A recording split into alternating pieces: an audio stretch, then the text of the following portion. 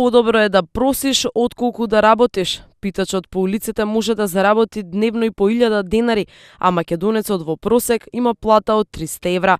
Статистиките покажуваат ако за истиот месец си купиш храна и си ги платиш сметките, ќе ти останат пари само за 2 до 3 вечери во ресторан. Згоре на тоа и непочитувањето на работничките права, тортурите од претпоставените, искористувањето на работната сила, сето ова го трпи вработениот, но не и оној што проси.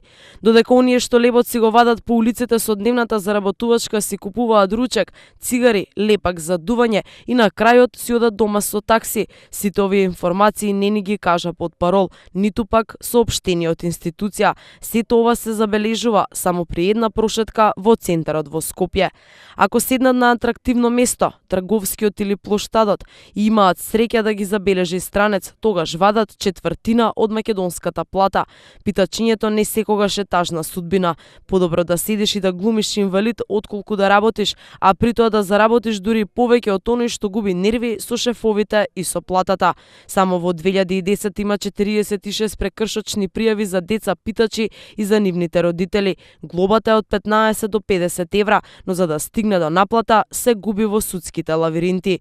Да си просијак не само кај нас, туку на секаде во светот стана тренд професија. Во Србија просијаците заработуваат директорски плати, 3 пати повеќе од српскиот просек. Во Љубљана по 300 евра дневно. Овој град се прослави со добрата заработувачка од питачење. Градоначалник Питач е случај во Северна Индија. Во малото градче кај Кери градоначалникот одбива да питачи бидејќи така си го обезбедувал семејството, а останувале пари за градските проекти.